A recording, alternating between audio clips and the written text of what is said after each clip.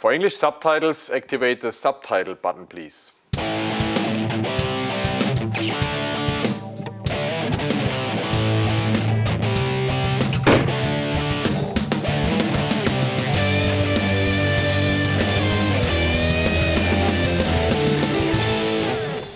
Hallo zu einer neuen Folge von Reptil TV. Unser Thema heute, leider nicht die Alligatoren, sondern Boa Constrictor. Da wollen wir euch ein bisschen durch die Boa Constrictor Welt führen. Die zwei Süßen hier, die wollte ich einfach so mal wieder zeigen, sind gerade meine speziellen Lieblinge und deswegen wollte ich euch die nicht vorenthalten. Ich komme dieses Wochenende von der Hammbörse. Da haben die Leute sich alle ein wenig beklagt, oh, alles nur noch Königspythons, egal wo man hinschaut, nur noch Königspythons. Deswegen dachten wir müssen den Boas mal wieder ein bisschen auf die Sprünge helfen und wollen die heute zum Thema machen.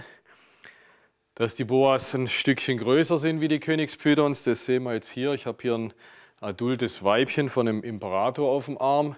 Die hat so gut 2 Meter und deswegen fangen wir jetzt gleich mit der Haltung an und mit den Terrarien, die eben entsprechend größer sein müssen für eine Boa Constrictor.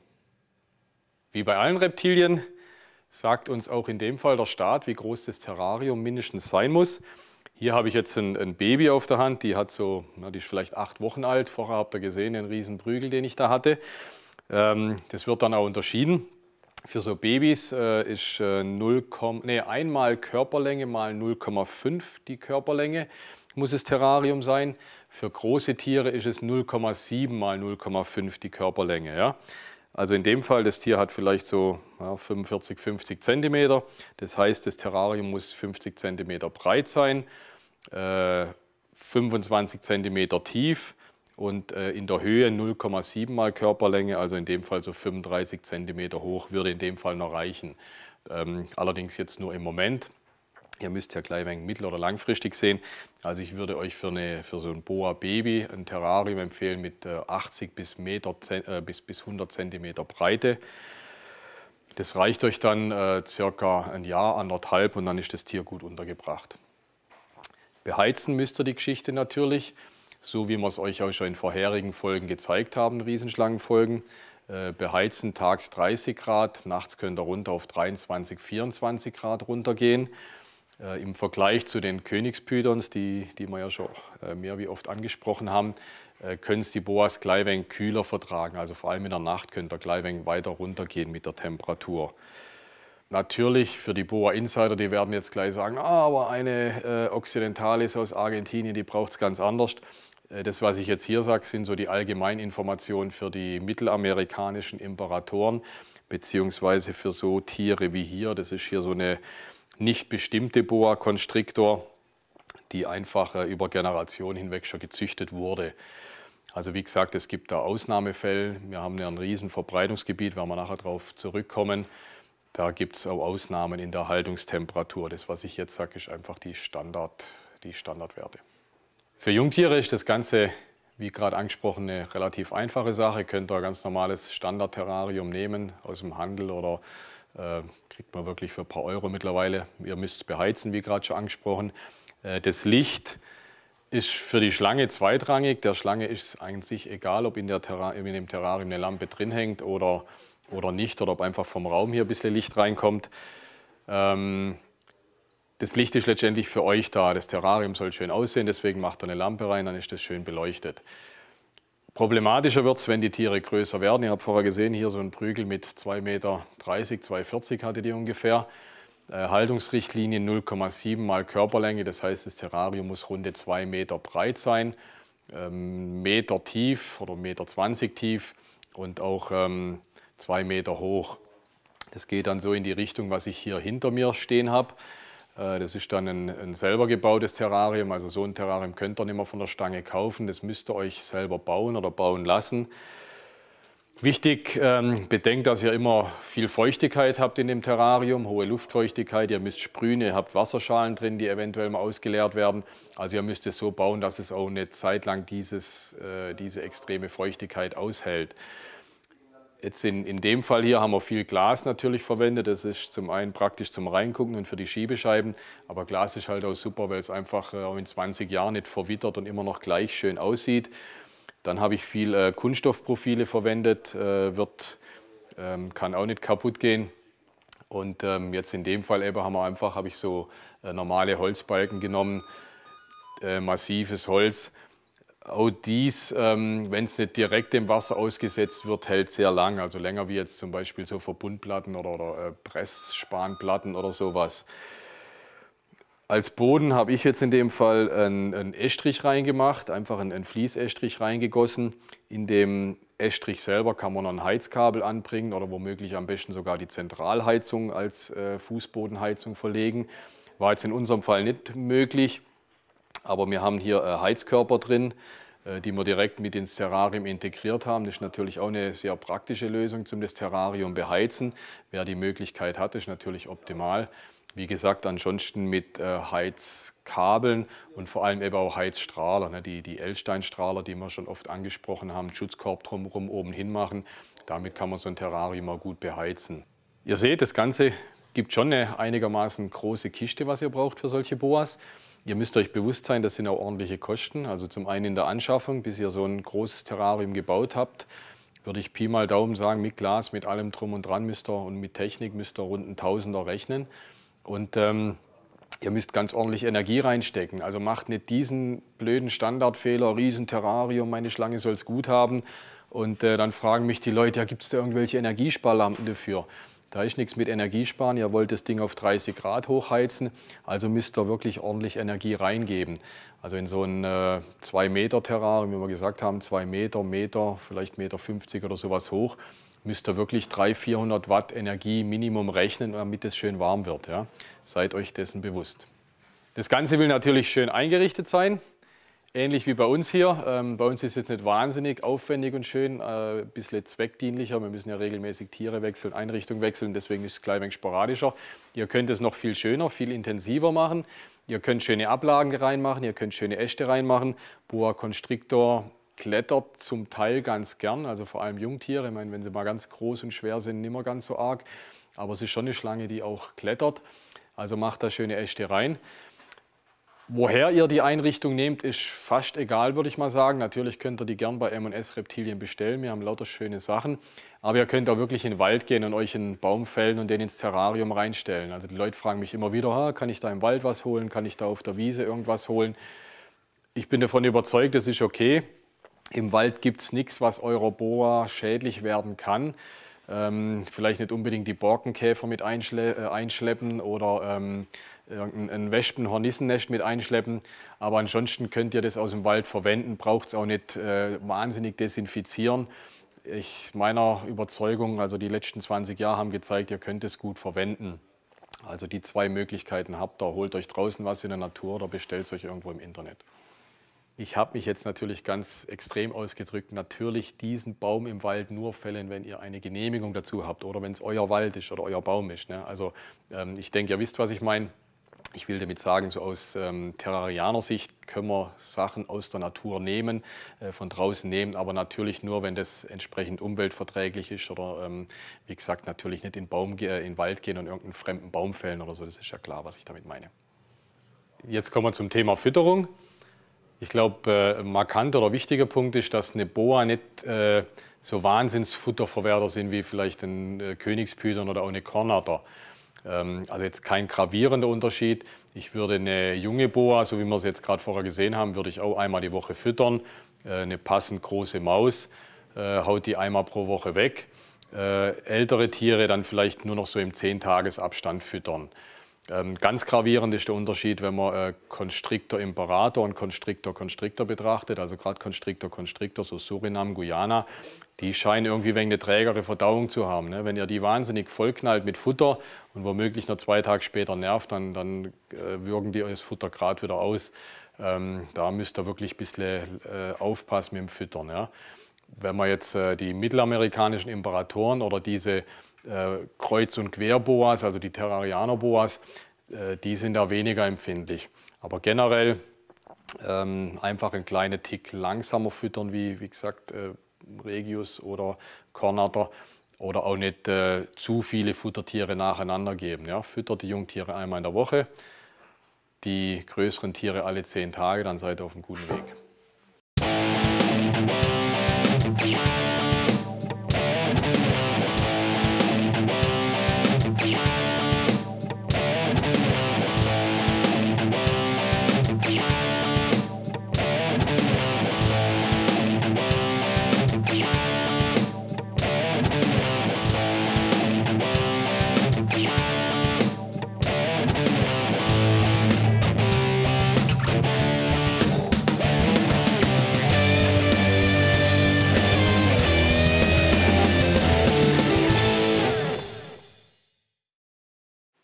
Kommen wir jetzt zum Thema Handling.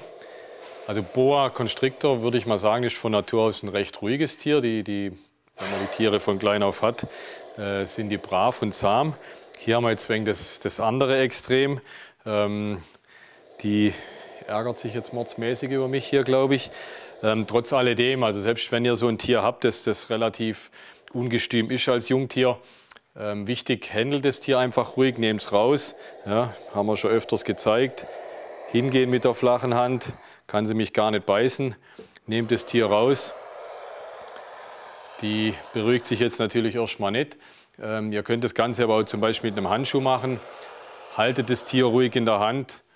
Und wichtig, dass ihr das in so einem jungen Stadium macht. Ne? Also guckt hier, toller Effekt. Die hat jetzt aufgehört, hat sich jetzt beruhigt. Ihr merkt, mir passiert nicht allzu viel und wird dann recht brav. Wie gesagt, macht es bei einem Jungtier. Es bringt nichts, wenn ihr jetzt da so einen Prügel mit 2,50 Meter habt, der da so verrückt macht. Dann ist natürlich zu spät.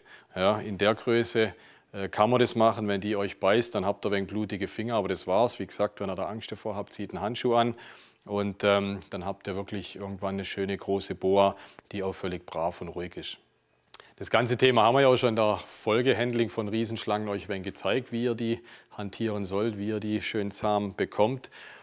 Was man bei der Boa vielleicht auch noch sagen kann, dass es eine recht ehrliche Schlange ist oder sowas. Ne? Also eine Boa, wenn ihr die so auf der Hand habt, die dreht sich nicht um und beißt euch irgendwie in die Hand aus lauter Gemeinheit, sondern die faucht erstmal, da zeigt sie euch, ich habe keine Lust auf euch. Wenn ihr sie in der Hand habt, wenn die dann ruhig in der Hand rumkriecht, dann ist auch alles okay und dann braucht ihr auch wirklich nicht befürchten, dass die plötzlich keine Lust mehr hat und aus heiterem Himmel beißen anfängt. Also gerade bei den mittelamerikanischen oder bei den Terrarienboas habt ihr das Risiko wirklich nicht. Boa Constrictor ist ein großer Begriff. Wir haben da jede Menge verschiedene Arten, Unterarten, Verbreitungsvarianten. Da gibt es unendlich viel, würde ich jetzt bald mal sagen, beziehungsweise die haben halt ein wahnsinnig großes Verbreitungsgebiet. Also die kamen ganz im Norden von Mexiko, also an der Grenze zu USA, Kalifornien, findet man Boa Constrictor, Imperator in dem Fall, bis ganz nach Südamerika runter, bis nach Argentinien, die Boa Constrictor occidentalis. Das ist ein Verbreitungsgebiet, man müsste es mal nachmessen, mal geschätzt würde ich sagen 4.000, 5.000 Kilometer Nord-Süd-Gefälle. Entsprechend viele, wie gesagt, Arten oder Unterarten gibt es. Ich würde sagen, für die Terroristik ganz grob unterscheiden kann man ein bisschen so die Imperatorengruppe, das sind die ganzen Mittelamerikaner, also von Mexiko bis Panama, beziehungsweise auch noch nördliches Südamerika, also Kolumbien, findet man auch noch Imperatoren. Das ist die eine große Imperatorengruppe. Dann hat man in Südamerika die Constrictor-Constrictor-Gruppe, also die bekannten Surinam-Guyana-Boas oder auch brasilianische. Gibt natürlich auch noch andere Unterarten. Aber ich würde sagen, man kann es grob in die zwei Gruppen zusammenfassen. Ein markanter Punkt, wie man die zwei Sachen ein wenig unterscheiden kann. Also ich habe hier jetzt in der linken Hand Constrictor, Constrictor, in der rechten Hand habe ich einen mittelamerikanischen Imperator. Ein ganz markanter Punkt sind vielleicht schon allein mal die Köpfe. Tendenziell sind die bei einem Imperator, also hier rechts, sind die Köpfe kürzer und breiter. Ein Constrictor hat immer diesen oder in der Regel diesen langen, langgezogenen Kopf mit dieser langen Schnauze. Ja, das ist eigentlich ein recht gutes Unterscheidungskriterium. Außerdem farblich gesehen würde ich sagen, tendenziell sind die Imperatoren, haben sie immer eher diese rehbraunen Farben oder auch Grau-Schwarztöne mit drin, haben auch immer sehr stark dieses Phosphorisierende, also dieses Regenbogenschillern, oftmals auch einen etwas rötlichen Bauch, viele davon. Also ich würde sagen, generell sind die Töne etwas dunkler, dafür, wie gesagt, mehr dieses Phosphorisierende drin. Ein Constrictor oder alles, was so in diese Richtung geht, hat mehr die helleren Rottöne drin, oft also bei Surinam zum Beispiel einen ganz weinroten Schwanz, in der Zeichnung selber auch viel mehr Rot noch mit drin, also ist heller von der ganzen Erscheinung, meistens auch hellere weiße Bäuche. Insgesamt wirkt das Tier einfach von der Farbe her ein bisschen heller. Ein Punkt, den wir bei jeder Basic-Folge natürlich ansprechen müssen, sind die Krankheiten. Bei den Boas wie bei den anderen Schlangen auch. Klassische Krankheiten ist natürlich die Lungenentzündung. Wie bei den anderen Schlangen oder Reptilien auch erkennt ihr das am etwas verschleimten Maul, an der Zunge, die nicht klar züngelt. Also in dem Fall seht ihr jetzt, wie die schön breit züngelt. Bei der Lungenentzündung ist die Zunge verklebt. Wie gesagt, sie hat Schleim an den Lippen, macht vielleicht Atemgeräusche, wenn ihr sie rausnehmt. Auf jeden Fall zum Tierarzt gehen in dem Fall. Ähnliche Krankheit ist die Magen-Darm-Entzündung, schlechter Kot, stinkender Kot, also ganz, ganz dünner stinkender Kot oder gar ausgewirktes Futter. Klassisches Indiz für eine Magen-Darm-Entzündung, ebenfalls ganz dringend Gang zum Tierarzt. Beides muss mit Antibiotika in der Regel behandelt werden. Grund für diese Krankheiten, würde ich sagen, ist eigentlich fast immer eine suboptimale Haltung. Also ihr habt das Tier oft werden die Tiere zu kalt gehalten, in der Nacht zu kalt gehalten, zu nass gehalten, ne? Irgendeine Beregnungsanlage drin, wo dann der Boden permanent nass ist und die Tiere liegen permanent im Nassen. Dann ist so eine Lungen- oder Magen-Darm-Entzündung auch vorprogrammiert. Also darauf müsst ihr achten, dass schon im Vorfeld sowas nicht passiert. Dann holt die sich auch nicht so eine Krankheit. Eine weitere ganz gravierende Krankheit bei den Boas ist das IBD. IBD ist eine Viruskrankheit, auf Deutsch sagt man Einschlusskörperchenkrankheit dazu. Wenn wir es auf Bildzeitungsniveau bringen wollen, könnte man es mit Rinder-BSE vergleichen. Äußert sich ähnlich, das zentrale Nervensystem vom Tier wird befallen. Das Tier macht unkontrollierte Bewegungen, ne? Also sagen wir, so Anfangsindizien sind so Kopf hochhalten vom Tier. Früher hat man, oder auf Englisch sagt man Stargazing dazu, ne? Sternen gucken. Das machen sie oft, wenn sie von dem IBD befallen sind. Oder es wird noch unkontrollierter, dass sie nach hinten umfallen, sich verkrampft, unkontrolliert bewegen. Das können Symptome sein. Aber auch Auswirkungen von Futter kann Symptome sein, apathisches Rumliegen kann ein Symptom sein. Das IBD ist wirklich ganz schwierig zu fassen und festzustellen. Also am lebenden Tier kann man es fast nicht nachweisen. Es lässt sich wohl über Bluttests nachweisen, kann man Blut einschicken, aber selbst diese Tests sollen nicht ganz hundertprozentig sicher sein.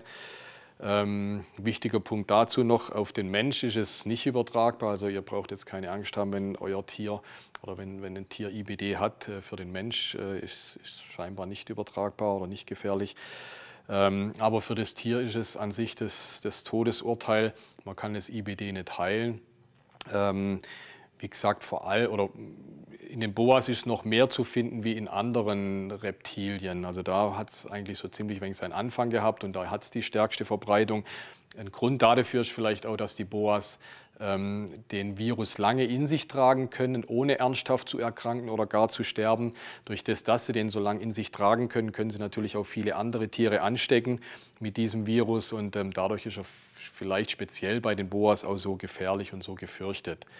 Also wenn ihr euch ein Tier anschafft, zumindest sprecht vielleicht den Verkäufer auf IBD an, ob er da schon mal Fälle hatte, ob ihm da was drüber bekannt ist.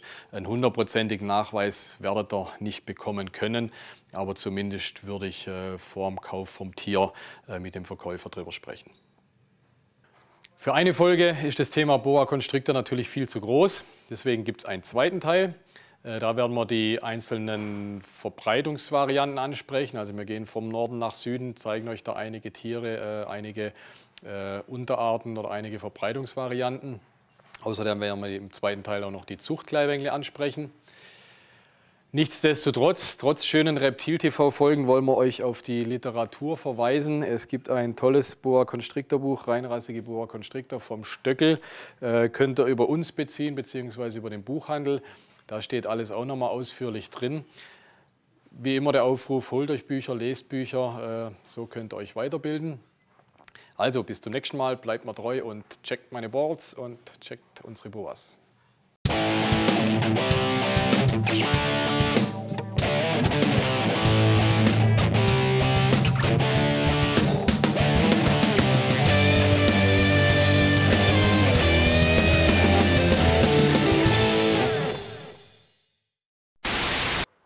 Herzlich willkommen zu einer neuen Folge von Reptil TV. Ich bin ein sprechendes Krokodil. Wie gesagt, ihr könnt schöne Äste reinmachen. Boas, vor allem als Jungtier. Jetzt schwätzt der Knallkopf mit rein. Guck, so sieht er aus, habt ihr gesehen, der Kameramann läuft durchs Bild. Da machst du was mit. Kamera läuft. Was war jetzt aber nochmal das Thema? Bitte einmal in Achtern kriechen, damit der HJG filmen kann. Hast du der Lämpel abgeklebt, oder was? So. Also, dann würde ich vorschlagen, wir drehen jetzt weiter, bevor wir immer gut beheizen. Das war's. Also hängst du ans Ohr, das kommt cool. Genau. Traue mich irgendwie nicht. So, nachdem der Kameramann auch wieder da ist, können wir weitermachen. Und Höhe ebenfalls, muss ich nachgucken. Ihr könnt da ein bisschen mehr reinmachen, schöne Äste, schöne Ablage reinmachen für die Tiere. Das ist hier wie in Afrika. Echt. Afrikanische Verhältnisse. Das Handy klingelt und dann hier, yes, here I am. Hey. Nochmal von vorne und. Machen wir es. Aber es war echt gut. Machen wir es nochmal. Das Ganze will natürlich schön eingerichtet sein. Echt? Kann man das so lassen? Ich will nicht unbedingt. Also. Ne, dann lassen wir es so. Und wie gesagt, dann können wir nebenher wegen die mit filmen. Ne? Bitte! Scheiße. Jetzt hat sie sogar angestupft. Guck mal, wie süß. In der zweiten Folge werden wir noch ein bisschen die einzelnen Arten. Bissl. Hä? Hätte ich nicht bissl sagen dürfen, oder? Das war nur fürs Outing. Nee. Ja, hört jetzt auf. Mensch, Mann. Ich kann nicht fröhlicher. Das war obersuper.